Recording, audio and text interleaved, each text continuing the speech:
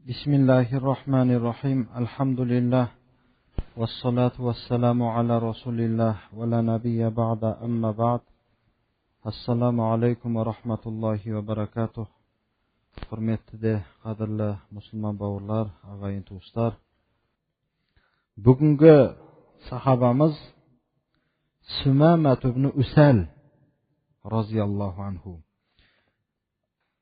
Sumama ibn Usal يضرب الحصار الاقتصادي على قريش. Qurayshga ekonomikalik qismni jasagan kisi ekan bu. Ekonomikalik qism, ekonomikalik qorshov deydi. Hozir men buni birden tushuntirib ketmay qo'yayin. Mana joqda ol keladi o'zi. Quraysh solardan azıq tülük alıp turатын bu qabilaning patchasi bo'lgan adam. Sol bir ishga baylanışlı Qurayshga ekonomikalik qism ko'rsatdi bu kisi.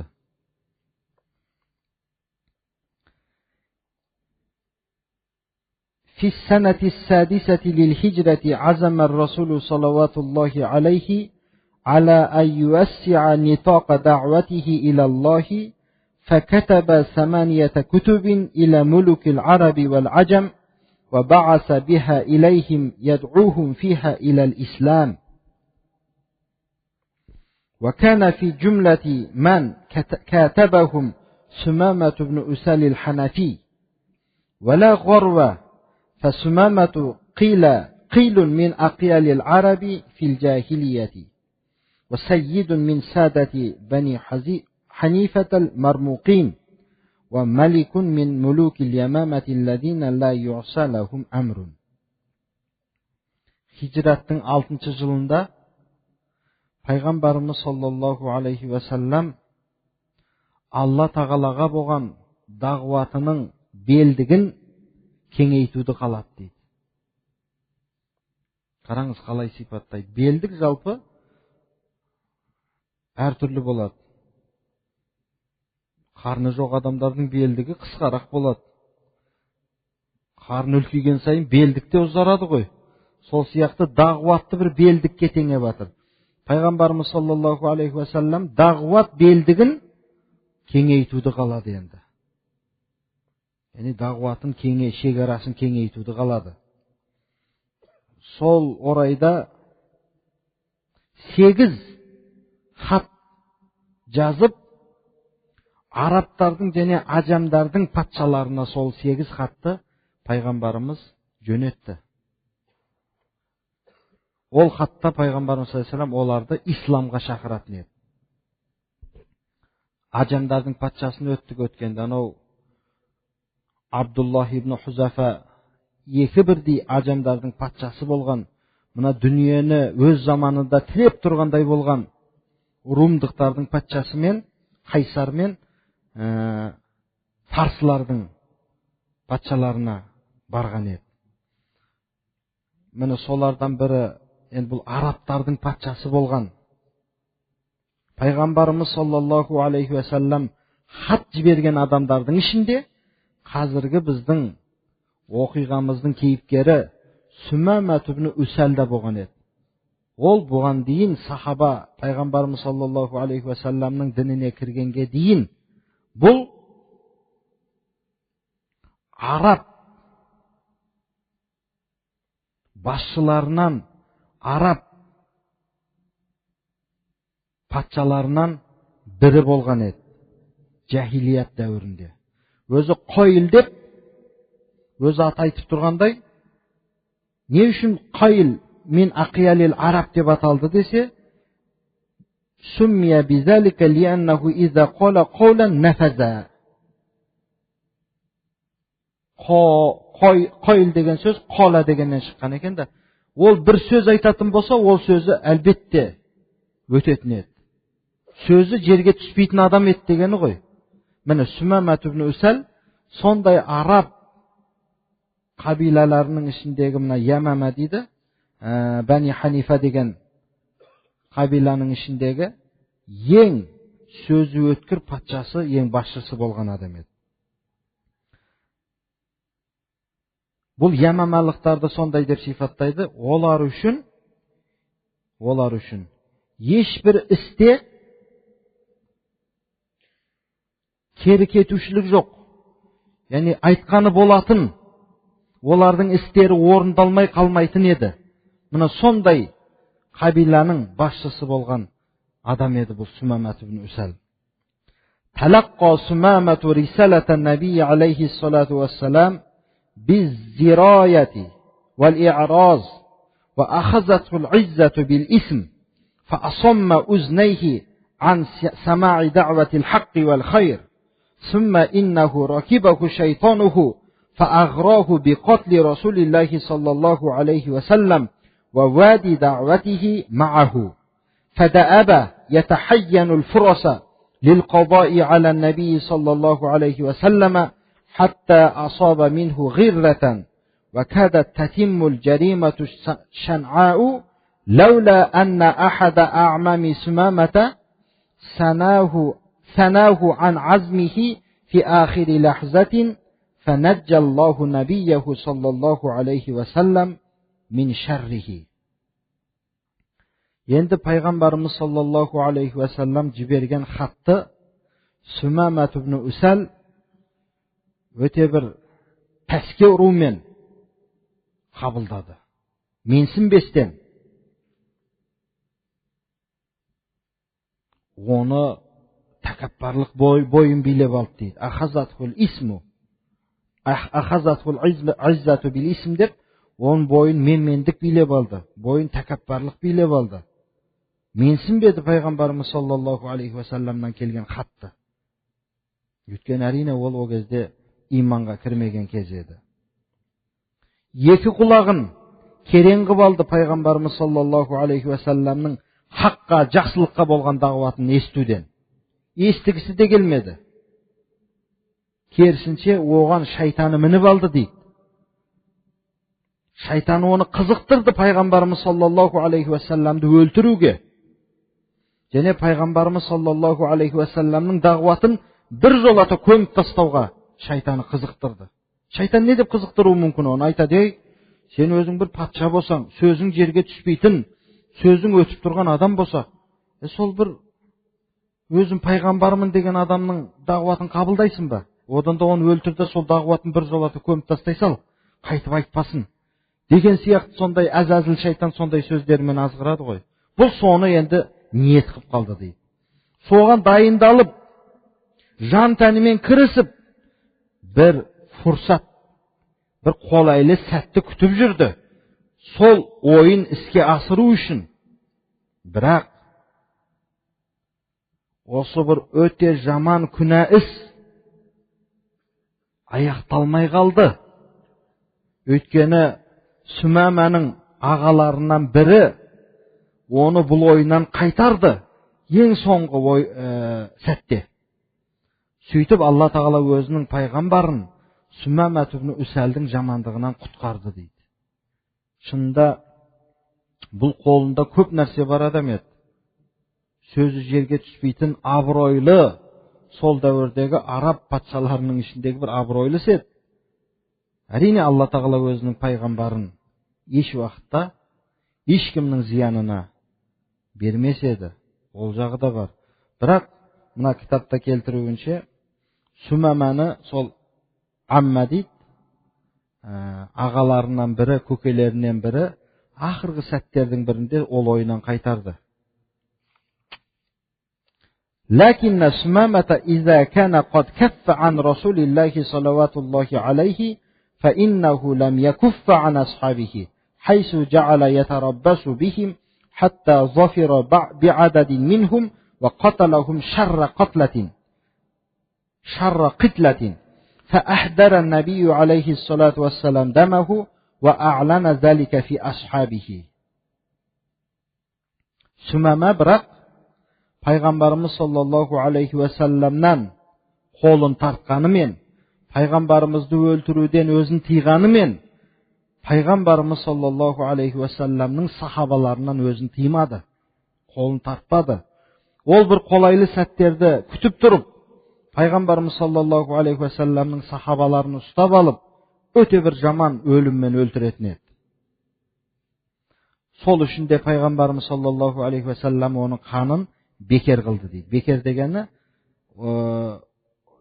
Сумаманы өлтіруге рұқсат берді. Яғни қаны қанға қан деген сияқты. Бұны сахабаларының ортасында дауыстап жария қылды. لم يمضي على ذلك طويل وقت حتى عزم سمامة بن أسال على أداء العمرة فانطلق من أرض اليمامة موليا وجهه شطر مكة وهو يمني نفسه بالطواف حول الكعبة والذبح لأصنامها. Осы нәрседен пайғамбарымыз саллаллаху алейхи ва салламның да әрине сахабаларының өлімі, бұл жаңа Сумама сияқтылар ұстап алып сахабаларын өлтіруі пайғамбарымызға оңай тиген жоқ. Сол үшін де олардың қанына қан, оларды көрген жерде өлтіруді бұйырды. Осы нәрсеге көп уақыт өтпей-ақ Сумама ибн Усал умра жасауға ниет қылды. Мекке тарапқа қарай жолға шықты. Ол өзінің нәпсін үміттендіріп, Каабаға барып, Каабаны тауаф қылып, және өздерінің бұттары үшін бір құрбандық шалуды ниет қылып шықты.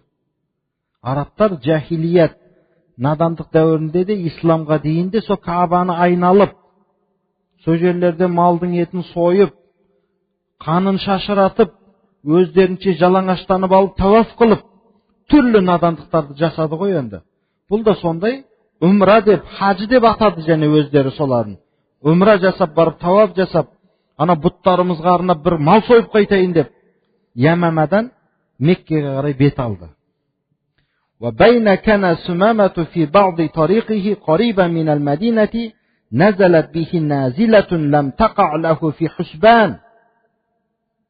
Бірақ Мәдинаға жақын жолында, Мәдинаға жақындаған уақытта Сумамаға бір бәле түсті.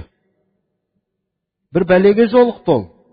Ол өзі ойда жоқта, ойлап көрмеген бәлеге түсті. ذلك أن سرية من سرايا رسول الله صلوات الله عليه كانت تجوس خلال الديار خوفا من أن يطرق المدينة طارق أو يريدها معتد بشر. Ол бұның басына түскен бәле пайғамбарымыз саллаллаху алейхи ва салламның әскерлерінен бірнеше әскер Мәдинаның арасында, Мәдинаның атрафында, Мәдинаның айналасында күзетшілік жасап жүреді екен. Бір беймезгіл біреу келіп Мәдинаға шабуыл жасамау үшін, шектен шыққандар бір жамандық жасамау үшін, әбден енді сахабаларды жаңа жол тосарлар, осындай пайғамбарымызға жаны қас, дінге жаны қас адамдар бір қолайлы сәтті күтіп тұрып өлтіре бергеннен кейін, енді осы қорқыныштан пайғамбарымыз саллаллаху алейхи ва саллам Мәдинаның айналасына әскер қойды. Bir bemezgil birev kirip ketmesin Medine'ye dedi. فأثرت السرية سمامة وهي لا تعرفه وأتت به إلى المدينة وشدته إلى سارية من سواري المسجد منتظرة أن يقف النبي الكريم صلى الله عليه وسلم بنفسه على شأن الأسير وأن يأمر فيه بأمره. Sol asker Sumamаны тұтқындап алды. Бірақ білмейтін еді ол кім екенін. Ол Ямаманың патшасы екенін білмеді. Оны Мәдинаға алып келіп, мешіттің үстіндерінен біреуіне байлап қойды мықтап. Пайғамбарымыз саллаллаху алейхи ва салламды күтті енді әскер. Өзі бір осы тұтқынға бір үкімін айтар, өзі келіп көрсін деп пайғамбарымыз саллаллаху алейхи ва салламды күтті. ولما خرج النبي عليه الصلاة والسلام إلى المسجد وحم بالدخول فيه رأى سمامة مربوطا في السارية فقال لأصحابه أتدرون من أخذتم؟ فقالوا لا يا رسول الله. فقال هذا سمامة بن أسال الحنفي فأحسنوا أساره. Қараңыз, Endi payg'ambarimiz sollallohu alayhi vasallam uyinен шығып, meshitga kirayin deb niyet qilib, endi kire bergende, meshitning ustunlaridan birinde ana baylanib o'tirgan tutqunni ko'rib, sahabalarına qarab aytdi: "Bilesindermi bu kim ekanini? Ya'ni kimni ustab olib kelganlaringni bilesindermi?" dedi. Sahabalar: "Yo'q ya Rasululloh" dedi. Sonda payg'ambarimiz: "Bu Sumama ibn Usalul Hanafi. Onu yaxshi mamla qilinglar o'g'an" dedi. Qarаңыз, payg'ambarimiz sollallohu alayhi vasallamning diplomatiyasini qarаңыз. Ашуға berilib, "Мынаны axir ustab olib kelsindir qo'y, o'ltirib tastanglar" degan yo'q. Bildi payg'ambarimiz sollallohu alayhi vasallam оның qanday sahaba bo'latынын. Alloh ko'ngilne saldi. Mına Sumama ibn Usal bizning sahabalarımızın bärini öldürgen, birazını öldürgen adam degan yo'q. Bugan yaxshi mamla qilinglar deb o'zi meshitga kirib ketdi payg'ambarimiz. ثم رجع عليه الصلاة والسلام إلى أهله وقال: اجمعوا ما كان عندكم من طعام وابعثوا به إلى سمامة بن أسال. ثم أمر بناقته أن يحلب له في الغدو والرواح وأن يقدم إليه لبنها، وقد تم ذلك كله قبل أن يلقاه الرسول صلوات الله عليه أو يكلمه. Keyin payg'ambarimiz meshitga kirib, meshitdan chiqib uyine barib, uyindegilerge aytdi deydi. Analarımızga: "Ne tağam bar, jinandar bärin." Сөйтіп анау tutqundağı Sumama ibn Usalga жиберіңдер. Ол tutqunda жатыр, сол пайдалансын, тағамның бәрін жіберіңдер. Ана қазақта да айтады ғой, таспен ұрғанда аспен ұр дегендей. Tutqunga пайғамбарымыз сондай мәміле жасауға. Пайғамбарымыздың да үйінде керемет бір дастархан толы тағам жоқ еді. Пайғамбарымыз өмірінде бір бидайдың ұнынан нан жемеген адам еді. Өзіне аштықты ләзім тұтқан зат еді пайғамбарымыз саллаллаху алейхи ва саллям. Бұл дүниеден ахиретін үстін тұтқан адам еді. Сол үйіне барып тұрып айтты: "Нелерің бар дастархандарыңда, бәрін жинаңдар, ана Sumama ibn Usalға жіберіңдер" деді. Және түйе саууға бұйырды. Әрдайым ертеде де кеште де түйе сауылып, соның сүтін, біздегі енді қымыран дейміз ғой, шұбат дейміз, соны апарып ана Sumamaға ішкізіп тұрыңдар деді. Әрине бұл оқиғаның барлығы пайғамбарымыз саллаллаху алейхи ва саллям онымен қайтадан барып сөйлескенге дейін сондай мәміле жасауға бұйырды сахабалар, үй отбасына және сахабаларына да бұйырды. Бұған жақсы мәміле жасаңдар. Керек болса арнайы түйе саудырып соның сүтін де апшықты. Сондағысы бір денсаулығына зиян келмесін деген ойларда болса керек. ثم إن النبي صلى الله عليه وسلم أقبل على سمامة يريد أن يستدرجه إلى الإسلام وقال: "ما عندك يا سمامة؟" فقال: "عندي يا محمد خير، فإن تقتل زاد من، وإن تنعم على شاكرين، وإن كنت تريد المال فاسأل تعطى منه ما شئت." فتركه رسول الله صلوات الله عليه يومين على حاله، يؤتى له بالطعام والشراب ويحمل إليه لبن الناقة، ثم جاءه فقال: "ما عندك يا Sumama." Keyin payg'ambarimiz sollallohu alayhi va sallam Sumamaga barib, ya'ni onu islomga jaylab chaqiruv uchun bar bo'lgan aytdi deydi.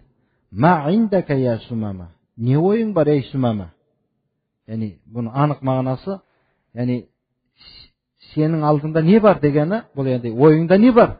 Aytchi ma'gan degende Sumama aytdi: "Ya Rasululloh, mening o'yimda tek qana yaxshilik bor." Bilib tur endi o'zining kunasin. Payg'ambarimizning bir necha sahabalarni o'ltirgan, yo'l to'sib olib. "Eğer meni o'ltirетін bo'lsangiz, qanға qan qilgan bo'lasiz. Ana o'ltirgan odamlarning o'rnina meni o'ltirgan bo'lasiz. Biroq yaxshilik qilib kechirsangiz, shukr jasovchi odamni kechirgan bo'lasiz" deydi. Ol degani, men bir yaxshilikni unutib ketетін adam emasman. O'ltirsangiz de razımın, o'ltirmay kechirsangiz de razımın degani qo'y endi bu. Va in tun'im ala shakirin degani, shukr qiluvchi odamga siz yaxshilik qilgan bo'lasiz deydi. Енді мен сіздің жақсылығыңызды ұмытпаймын. Шүкір етемін дегені ғой. Ал егер мал қаласаңыз, мал дүние қаласаңыз, қалағаныңша мал дүние беріледі сізге. Сонда пайғамбарымыз саллаллаху алейхи ва саллям және 2 күн Сүмәмәні сол халінде тастап, әрине тағамын да жеткізіп тұрылды, түйенің жаңадан сауған сүтін де апарып ішкізіп тұрылды. 2 күннен кейін қайтадан келіп, ойыңда не бар ей Сүмәмә деді. Фақала лайса инди илля ма қулту лака мин қабл. Фаин тун'им ала шакирин, ва ин тақтул задамин, ва ин кунта туридул мала, фас'ал ту'та минху ма ши'та. Пайғамбарымызға айтып жатыр ол. Мен ойымда еш нәрсе жоқ, бірақ тек қана сізге айтқан нәрсе бар, алдын айттым ғой сізге. Егер мені кешіріп жақсылық қылсаңыз, шүкір етуші адамға сіз кешірім жасаған боласыз. Жақсылығыңызды ұмытпаймын, шүкір етемін. Ал егер өлтірсеңіз де, ана өлтірген адамдардың есесіне өлтірген боласыз, қанға қанғыған боласыз. Ал егер мал дүние қалайтын болсаңыз, қалағаныңызша мал дүние беріледі сізге деген сөзін тағы да қайталады. Фатаракаху Расулуллахи саллаллаху алейхи ва саллам хатта иза кана ал-яум ат-тали жааху фақала ма индака я Сүмәмә. Пайғамбарымыз саллаллаху алейхи ва саллям тағы да оны сол халінде тастап, келесі күні қайтып келді. Ей Сүмәмә, не бар сенің ойыңда деді. Фақала инди ма қулту лака ин тун'им ала шакирин, ва ин тақтул задамин, ва ин кунта туридул мала а'тайтука минху ма таша. فالتفت رسول الله صلى الله عليه وسلم إلى أصحابه وقال أطلقوا سمامة ففكوا وثاقه وأطلقوه. Үшінші мәрте барғанда да пайғамбарымызға айтты: менің ойымда сізге айтқан нәрсе ғана бар. Егер жақсылық қылатын болсаңыз, кешірсеңіз, шүкір етуші адамға жақсылық қылған боласыз. Егер өлтірсеңіз, қан қылған боласыз. Егер мал дүние қаласаңыз, мен сізге қалағаныңызша беремін деді. Пайғамбарымыз саллаллаху алейхи ва саллям сахабаларына қарады да бұрылды да айтты: қой беріңдер мына Сүмәмәні деді. Сахабалары арқанды шешіп, оны жайына қоя берді. Енді бұл жерде біз не үлгі аламыз? Пайғамбарымыз саллаллаху алейхи ва салламның кеңдігін қараңыз. Пайғамбарымыз саллаллаху алейхи ва саллам 3 мәртеде де әлгі адамның бір сөзден қайтпағанына ашуланып, өлтіруге онда да бұйырған жоқ. Қой беріңдер деді, сахабаларына айтты. Барсын. Енді ары қарай не болады? Ғадара Сүмәмәту масжида Расулиллахи саллаллаху алейхи ва саллама ва мада хатта иза балага нахлан фи хаваши al-Madinati qariban min al-Baqi' فيه ماء أناخ راحلته عنده وتطهر من مائه فأحسن طهوره ثم عاد أدراجه إلى المسجد فما إن بلغه حتى وقف على ملاء من المسلمين وقال أشهد أن لا إله إلا الله وأشهد أن محمدا عبده ورسوله. Пайғамбарымыз саллаллаху алейхи ва салламның мешітінен шығып, жолына түсіп кете барды Сүмәмә. Кейін Бақи' деген жерге жақын Мәдинаның айналасындағы бір құрма зар дейді, яғни құрманың бақшасы бар, құрма бау. Бақи' деген қазіргі уақытта ол құрманың орны қабірстанға айналдырылған. Сол жерде бірнеше сахабалар жатқан жер. Пайғамбарымыз саллаллаху алейхи ва саллам сол Бақи' қабірстанына көп барып сахабаларына дұға жасап тұратын еді. Сол кезде Мәдинаның айналасындағы құрманың бауы еді ол, яғни құрма егілген. Суы жақсы жер, сол жерге барып түйесін шөктіріп, Үсәмә жақсылап тазаланып, дәретін алып, қайтадан артқа қарай қайтты пайғамбарымызға. Енді Алла иман кіргізді жүрегіне. Мұсылмандар жамағатына жетіп, бірнеше топталып тұрған мұсылмандардың қасына барып, мешіттің айналасында Ашхаду ан ла илаха иллаллаху ва ашхаду анна Мухаммадан абдуху ва расулух деп кәлима-и шахадатты келтірді, иманға кірді. ثم اتجه إلى رسول الله صلى الله عليه وسلم وقال يا محمد والله ما كان على ظهر الأرض وجه أبغض إلي من وجهك وقد أصبح وجهك أحب الوجوه كلها إلي ووالله ما كان دين أبغض إلي من دينك فأصبح دينك أحب الدين كله إلي ووالله ما كان بلد أبغض إلي من بلدك فأصبح بلدك أحب البلاد كلها إلي ثم أردف قائلا. Кейін пайғамбарымыз саллаллаху алейхи уассаламға қарай беттеп барып, пайғамбарымызға айтты: "Ей Мұхаммад, Аллаға қасам, жер бетінде сіздің жүзіңізден жаманырақ көрінетін маған жүз жоқ еді. Ал бүгіндік күні сіздің жүзіңіз жер бетіндегі ең жақсы жүзге айналды маған" дейді. Жүз деп мына адамның жүзін айтады ғой, бет бейнесін.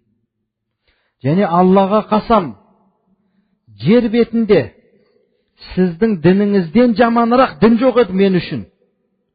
Ал енді сіздің дініңіз мен үшін бүкіл жер бетіндегі діндердің ең жақсырағына айналды.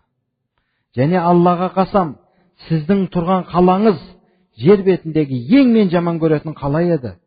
Ал енді сол қала жер бетіндегі ең мен жақсы көретін қалаға айналды дейді.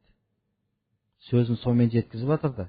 Және ары қарай сөзін жалғастырып былай деп жатыр: "Лақад кунту асабту фи асхабика даман фамал лази тужибуху алайя фақала алейхи салату вассалам ла тасриба алейка я сумамату фа иннал ислама яджуббу ма қаблаху."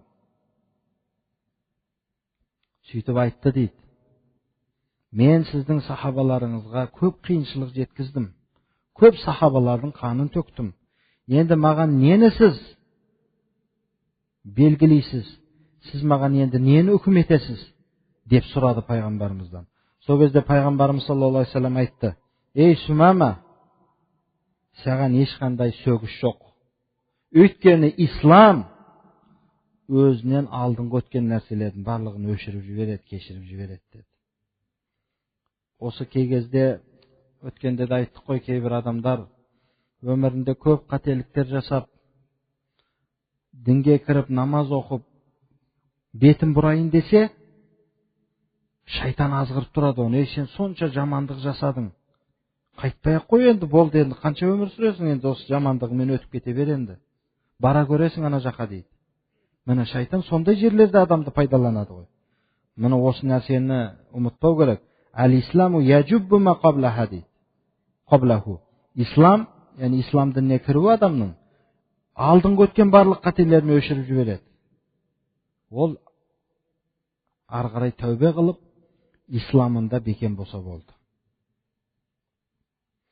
وَبَشَّرَهُ بِالْخَيْرِ الَّذِي كَتَبَهُ اللَّهُ لَهُ بِإِسْلَامِهِ فَانْبَسَطَتْ أَسَارِيرُ سُمَامَةَ وَقَالَ وَاللَّهِ لَأُصِيبَنَّ مِنَ الْمُشْرِكِينَ أَضْعَافَ مَا أَصَبْتُ مِنْ أَصْحَابِكَ وَلَا أَضَعَنَّ نَفْسِي وَسَيْفِي وَمَنْ مَعِي فِي نُصْرَتِكَ وَنُصْرَةِ دِينِكَ.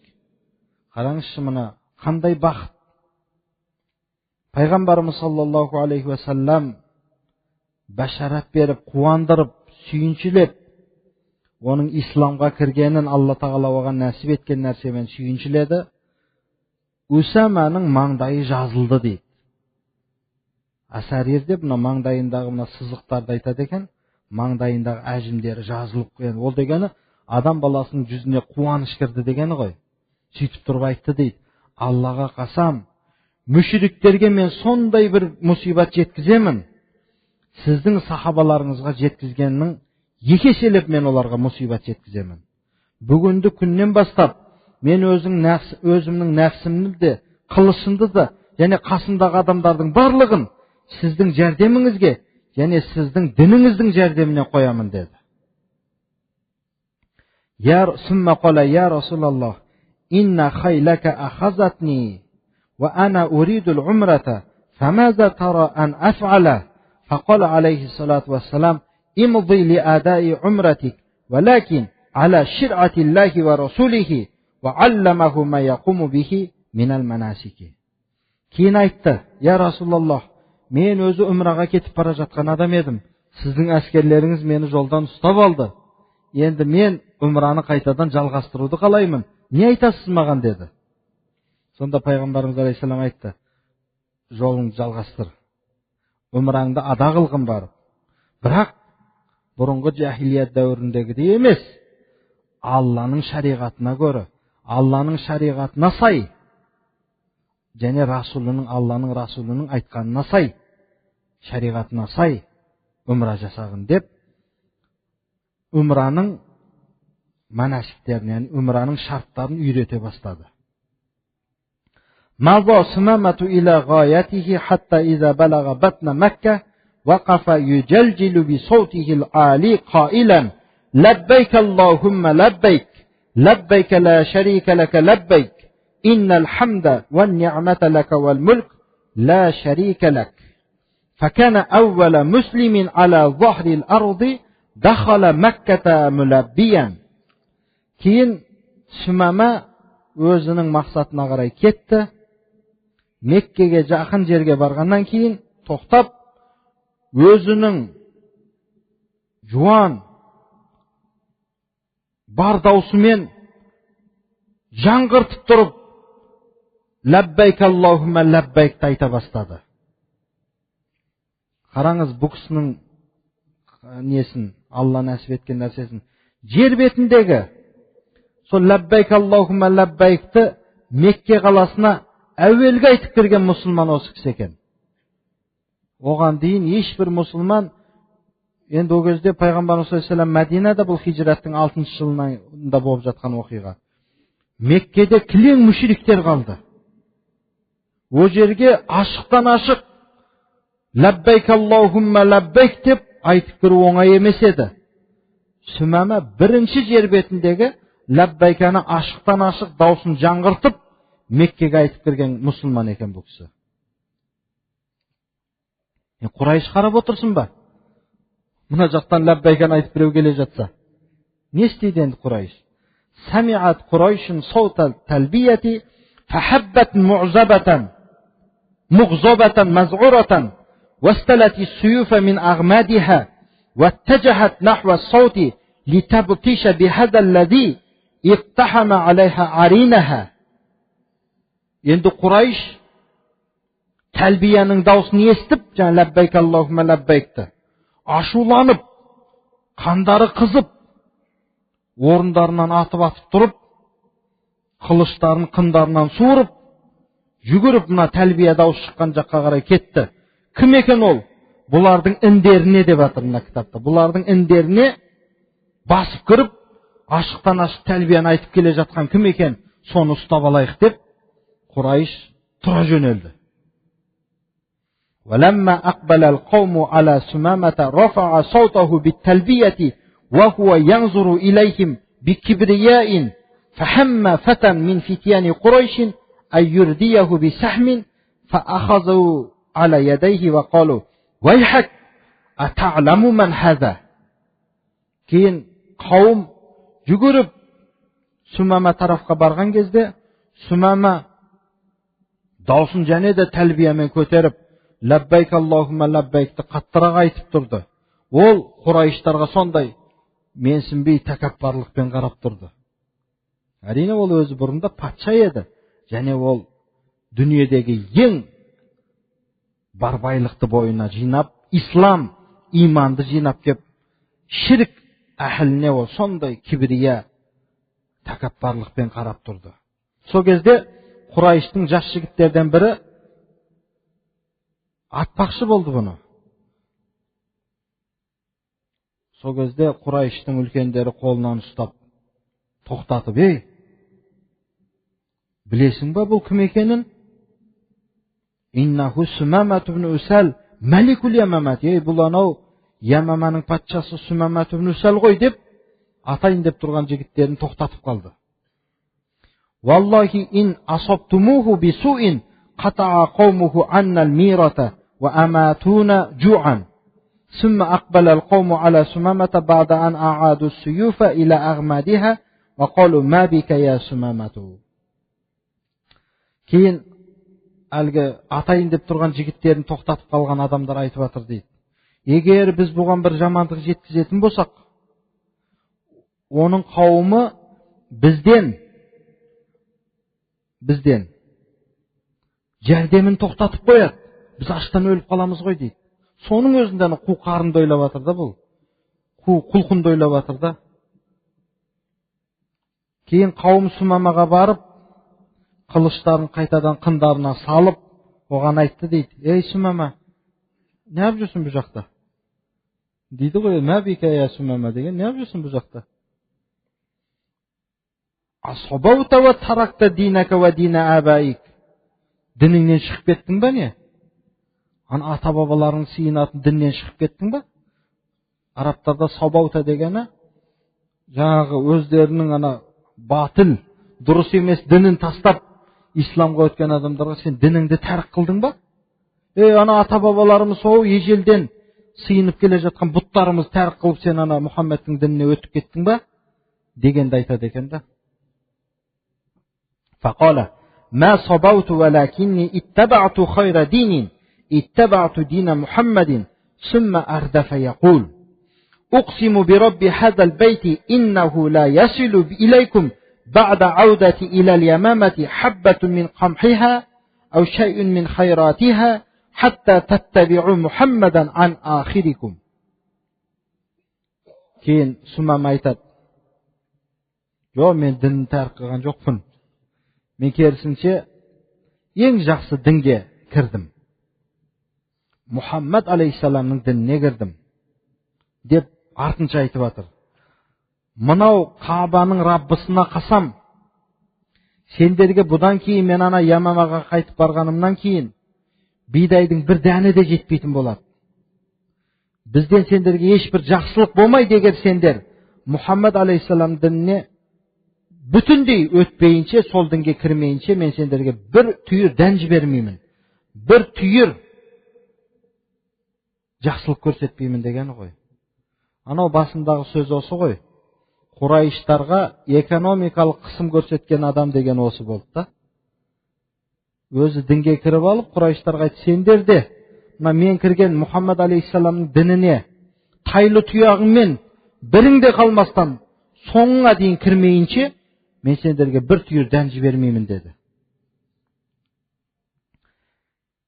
اعتمر سمامة بن أسال على مرء من قريش كما أمره الرسول صلى الله عليه أن يعتمر وذبح تقربا لله لا للإنصاب والأصنام ومضى إلى بلاده فأمر قومه أن يحبسوا مرة عن قريش فصدعوا بأمره واستجابوا له وحبسوا خيراتهم عن أهل مكة. Кейін Сумама жайбарақат Құрайыштың көз алдында өмір жасады. Пайғамбарымыз саллаллаху алейхи ва саллям оған бұйырғандай қылып, ислам, шариғат жолымен. Ол Алла тағалаға жақындау үшін, Алла тағалаға құрб үшін құрбандық шалды. Бұттар үшін емес, өздері қойып қойған. Бұрын өздері соны істейтін еді ғой. Сол бұттар үшін, ансоптар үшін құрбандық емес. Алла тағалаға құрб үшін құрбандық шалды. Кейін өзінің қаласына барып, өзінің қауымына бұйырды. Бұдан былай Құрайышқа, Меккеге жәрдем жібермейсіңдер. Әрине қауымы бұның әміріне, бұның бұйрығына бойұсынды, оның талабын қабыл алды. Кейін жақсылықтарын әхлі Меккеден бұлар енді тыйды.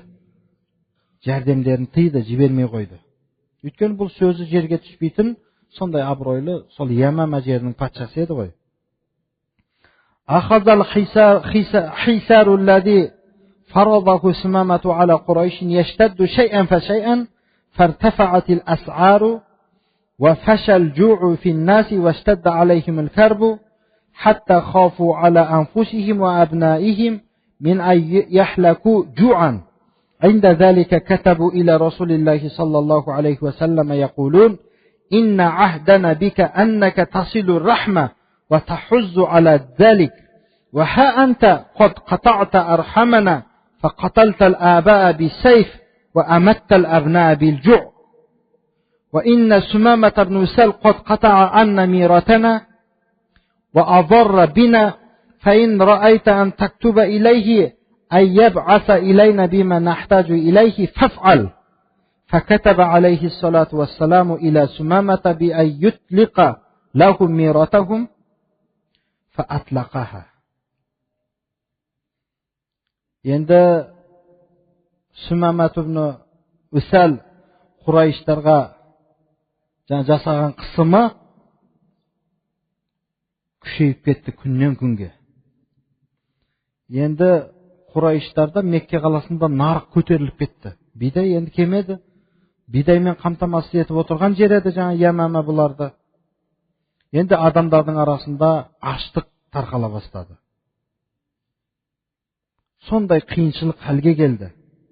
Bular endi o'z nafslaridan, ballarından açdan o'lib qolатын darajaga дейін жетib qo'rqqanligidan Payg'ambarimiz sollallohu alayhi vasallamga endi xat yazdi bu. Medinaga, Mekkede turgan müşrikler. Albatta bizning o'rtamizda va'da bor edi. Ya Rasululloh, endi ya Rasululloh demaydi qo'y bular. Payg'ambarimizga aytibdi, yazıbatır xatlarında. Siz bilan bizning aramizda va'da bor edi. Siz ag'ayin tuğusning arasini üzbey deysiz. Және sonu siz qiziqtirib boshqalarga da so'gan nasihatda aytın ediniz. Al endi o'zingiz bo'lsangiz bizning ag'ayin tuğuslikni üzdünüz. Bizning atalarimizni qilichbilan o'ltirdingiz. Bizning balalarimizni açlıkbilan o'ltiring deb жатырсыз. Qarаңыз. Сөзді қараңыз ана. Нәзік жерден ұстап тұрды, ағайын туысшылық саба тұр ортаға. Жоқ енді біз дінге кірейік демейді сонда да бұлар. Анау Сумамат ibn Usal бізден жәрдемін үзіп қойды. Бізді қиын бір халге сап қойды. Егер оған бір хат жазатын болсаңыз, біздерге ол өзінің біз мұқтаж болып отырған бидайларын жәрдемін жіберсін деп жазатын ойыңызда болса соны қылыңызшы деп атады да пайғамбарымызға. Өтінейін десе өтіне алмайды бұлар. Бұйрық берейін десе бұйрық бере алмайды. Сон қыла алсаңыз қылыңызшы деп пайғамбарымызға сондай бір ағайын туысшылықты ортаға салып, аштан өлетін болғаннан кейін бишаралар хат жіберді енді. Пайғамбарымыз алейхиссалам Сумамаға хат жіберіп, енді оларға жәрдеміңді жібере бер деп рұқсат берді. Қанша дегенмен пайғамбарымыз алейхиссаламның жүрегінде өзінің туған жеріне деген, өзінің Qurayşlarga деген бәрібір кектен көрі рахымдылық көп еді. Өйткені ол рахым пайғамбар еді. Сол үшін де Меккеге 10 жылдан кейін барып Меккені фатх қылғанда пайғамбарымыз саллаллаху алейхи вассалам антумут тулақа деді. Барлығыңыз боссыздар деді. Ашу ызасын өлтіріп алған жоқ олардан.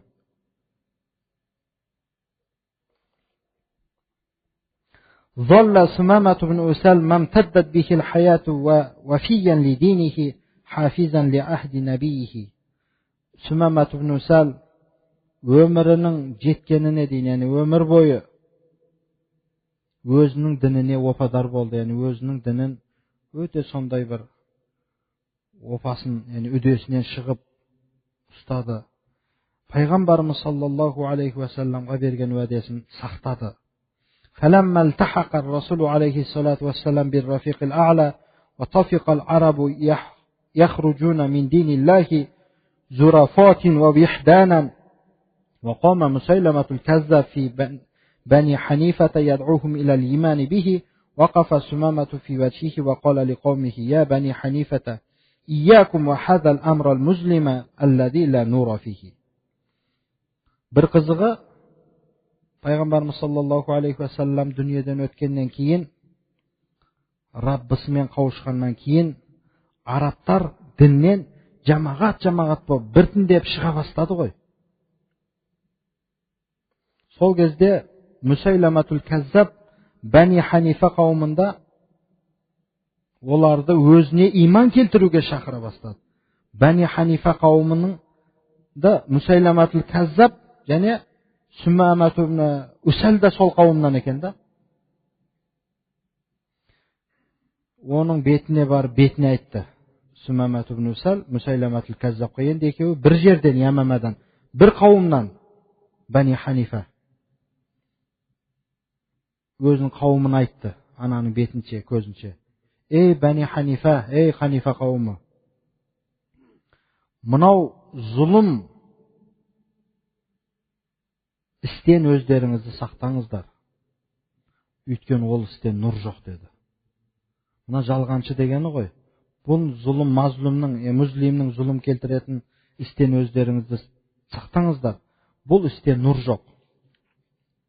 Иннаху валлахи лашақаун катабаху Аллаху азза ва джалла ала ман ахаза бихи минкум. Өйткені Аллаға қасам, бұл ең бір бақытсыздық. Кімде-кім сіздердің іштеріңізден бұны ұстаған болса, яғни бұның айтқанына жүрген болса, мына Мусайламатул Каззабтың, бұл Алла тағала оған жазып қойған ең бақытсыздық сол өзі. Ва балаун ала ман лам яхуз бихи. Ал оның артынан ермеген, оны ұстамаған адамдар үшін бұл бір сынақ. Өйткені анау өз 40 мың адамы бар деп өткенде өтті ғой. Сол жалғаншы, өзім пайғамбармын деген Мусайламатул Каззабтың артынан өзінің қауымынан 40 мың адам еріп кетті артынан. Көбісі ағайын туыскерлік себебімен, асабият себебімен.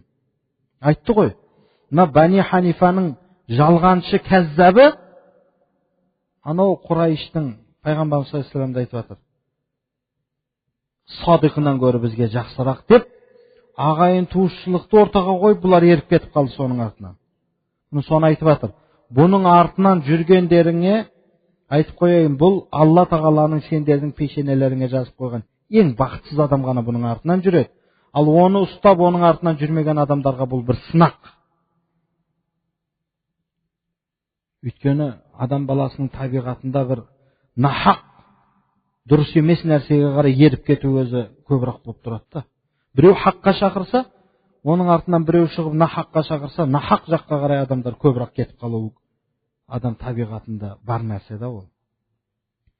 Сумма қала я Бани Ханифата иннаху ла яжтамиу набияни фи вақтин вахидин ва инна Мухаммадан Расулуллахи ла набия ба'даху ва ла набия юшраку ма'аху.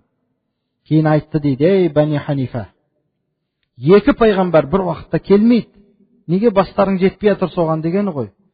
Әлбетте Мұхаммад алейхиссалам одан кейін пайғамбар да шықпайды. Ол соңғы пайғамбар деді. Кейін сумма қара алейхим, кейін қауымына мына аятты оқып берді. Астағизу билла. Хамим танзилул китаби мин Аллахил азизил алим ғафири замби ва қабили тауби шадидил иқаб зид таули ла илаха илля хуа илайхил масир. Хамим деп харфы мұқаттаат дейді. Бұның мағынасын тек бір Алла ғана біледі. Танзилул китаби мин Аллахи азизил алим. Азиз, алим болған Алла тағала таманынан түскен кітап бұл Құран. Алла тағаланың сифаттарын айтып жатыр. Ғафири замб, күнәларды кешіруші. Қабили тәуб, тәубені қабыл етуші. Шадидил иқаб, шүкір етпеген, тәубе қылмаған күнәһар пенделеріне азабы қатты. Зид таул, құдірет иесі Алла тағала. Ла илаха илля, Алладан басқа Алла жоқ. Илайхил масир, баратын жеріміз Алланың алдына деген мағынадағы аятты оқыды.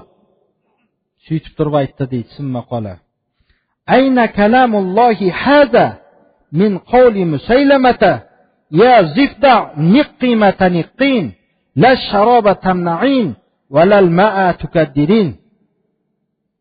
Мына Алланың осы сөзі Мусайламаның мына сөзіне қараңдар, салыстыруға болады ма осыны деп Мусайламаның мына сөзін айтып жатыр. Ей құрбақа, Мусайлама айтыпты да жаңа қауымына, ей құрбақа деген сөздер айтқан екен да. Сен аны құрқылдағын. Құрбақа не дейді? Құрылдай ма?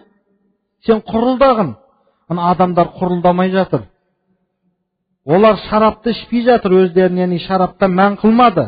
Яғни шараптан өздерін тартпады. Олар ана суды лайламады. Сен енді білгеніңше суды да лайлағын, суды да ішкін, құрылдағын деген бір сөзді айтқан екен де Мусайлама. Валлаху алам. Енді біз енді осы Мусайламаттың сөзін аударғымызда кемеді. Бірақ шамамыз жеткенше осыны аударып көрдік, осылай деген шығар. Сол осы Мүсәйләмәтул Кәззаптың осы сөзі Құранмен салыстыруға келеме, қауым көздеріңді ашсаңдар деп қауымына насихат жасады. Сумамат ибн Сал. Сумма инхаза биман бақия алал ислами мин қаумихи ва мада юқатилул муртаддина джихадан фи сабилиллахи ва и'лаан ли калиматихи фил арди. Кейін өзінің қауымынан исламда қалғандарымен қосылып Мүсәйләмәтул Кәззапқа қарсы соғысты. Өз бір жерден бәрі. Алланың жолында, Алланың кәлимасын жер бетінде али биік ұстап тұру үшін ана жалғаншылармен, діннен шығушылармен жихад қылды. Жазаллаху Сумамат ибн Усал анил ислами вал муслимина хайран ва акрамаху бил джаннати аллати у'идал муттақун. Алла тағала Сумамат ибн Усалды исламнан және мұсылмандардан жақсы жазамен жазаласын. Алла тағала оны жәннатпен құрметтесін. Өйткені ол жәннат Алладан қорыққандар үшін, мұттақилар үшін уәде етілген жәннат еді. Жәннатпен Алла тағала оны құрметтесін деп сөзді аяқтаймыз осы жерден. Міне құрметті жамағат, 55 минут болды тағы да. Қараңызшы, ислам дінінің ұлылығы байды да, жарлыны да, патшаны да қандай болуға шақырды. Сол Алла тағала жүрегіне иман беріп, сондай ұлы бір Ямама деген жердің патшасы қандай иманға келіп, қандай ислам дініне қызмет етіп кетті. Сондықтан бұл дініміз оңайшылықпен сақталып қалған жоқ. Пайғамбарымыз саллаллаху алейхи уассаламның сахабаларының жан қиярлығымен сондай өзінің жанын, малын, бала шағасынан да осы асыл дініміздің кәлимасы биікте желбіреп қалу үшін туы жандарын беріп кетті. Түрлі қиыншылықтар болды о кездерде. Біреулер айтады дейді, кей кезде мына бір кітап бар, Фиқху сира деген кітапта кейбір адамдар айтады дейді, ой, мен сахабалардың дәуірінде өмір сүргенімде ғой, мен де солар сияқты дінге қызмет қылатын едім деп. Жоқ дейді. Қайта біз осы заманымызға шүкір қылайық. Сол кезде мүмкін біз сол сахабалардың сол дәуірде, пайғамбарымыз саллаллаху алейхи уассаламның дәуірінде өмір сүргенде біз сахаба болар едік. Кім біледі, бізде бір Мүсәйләмәтул Кәззап сияқты бір жалғаншының артынан еріп кетпесімізге кім кепіледі о кезде? О кезде де адамдар барлығы бірдей пайғамбарымыздың артынан еріп кетпеді. 40 мыңдаған адамдар бір ғана Мүсәйләманың артынан еріп кетті. Солардан бірі болып қалмасына кім кепіледі? Сондықтан ол сөзді айтпаған мақұл. Қайта осы дәуірімізге Алла тағаланың пайғамбардың сахабаларын көрмей-ақ соларға керемет иман келтірген керемет адамдардан болып жүруді Алла бізге нәсіп етсін деп көбірек дұға қылуымыз керек екен. Ухиббу салихин ва ласту минхум лааллаллаха ярзуқуни салаха дегенде оларды жақсы көремін, бірақ өзім олардан емеспін деп. Кәнеден Алла тағала мені де ұлылықпен ризықтандырса, Алла тағала маған да ұлылықты нәсіп етсе деп ұлыларымыз айтқандай біз де сөзімізді сомен аяқтаймыз. Құрметті жамағат, келесі сахаба Абу Айюб ансари деген сахаба. Бұл кісі енді естеріңізде болса, мен баяғыда айтқан бір кішкентай ғана айта кетейін. Пайғамбарымыз саллаллаху алейхи уассалам бірінші Мәдинаға көшіп барған кезде сол кісінің үйінде болған. 2 қабат үйі болып, пайғамбарымыз саллаллаху алейхи уассаламды төбеге жайғасыңыз деп пайғамбарымыз жайғаспай астыңғы этажда жатып, түні бойы пайғамбарымыздың төбесінде жатып қоймайық деп бала шағасымен үйдің бұрыш-бұрышында отырып шыққан сахабамын Абу Айюб ансари. Енді мен қазір айтып қоймайын оның барлығын, қызық болмай қалады. Келесі жексенбіге шейін иншалла осыған аман есен жеткізуді Алла бізге нәсіп етсін. Алла разы болсын. Осындай сахабалардың өмірі біздерге үлгі болсын. Саллаллаху таала ала хайри халқихи Мухаммад ва ала алихи ва асхабихи ажмаин. Я Раббим Аллах, я жаратушиеміз осы сахабалардың өмірін Сахабалардың исламға жасап кеткен қызметін Алла Тағалам біздерге де нәсіп еткен.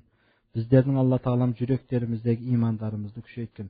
Пайғамбарымыздың сахабаларына болған мұхаббаттарымызды Алла өзің күшейткен. Асыл дініміз исламға жан тәнімізбен, мал дүниемізбен қызмет етуге Алла өзің нәсіп еткен. Аллаху акбар. Bir нәрсе айта кетейін, Хазіреті Али разияллаху анху айтпасам, кейінгі сапарлар мүмкін есімде болмай қалама. Хазіреті Али пайғамбарымыз саллаллаху алейхи ва салламның ең білімді сахабасы. Керемет, парасатты адам еді. Сол Хазіреті Алиден бір адам кеп сұрайды дейді. Али, осы бір адамнан бір насихат алған, насихаттанған жерің бар ма осы деп. Сөйтсе Хазіреті Али айтады дейді. Мен бір Насороның сөзінен керемет бір насихат алдым. Насороның. Ол не сөз еді десе, Насора айтқан екен. Bir күн сұрадым дейді Насорадан Хазіреті Али. Сен үшін қай күн мейрам? Сендердің мейрамдарың бар ма? Қай күн мейрам десе, әлгі Насора айтқан екен. Менің күнә жасамаған күнім мен үшін мейрам деген екен. Сол сөз маған қатты әсер етті. Мен сол сөзден насихат таптым деген екен Хазіреті Али. Біз де солай болсын. Біз үшін әр осы жексенбі күндері, жұма күндері мейрам болсын. Әр күн өзі біз үшін мейрам болсын. Күнә жасамайтын, тек жақсылықта осындай уағыздар естетін, жақсы мәжілістерде отыратын күндер болсыншы біз үшін бәрі. Хазіреті Али дей адам соны айтқаннан кейін біз үшін не айту керек? Әрине. Алла қабыл етсін.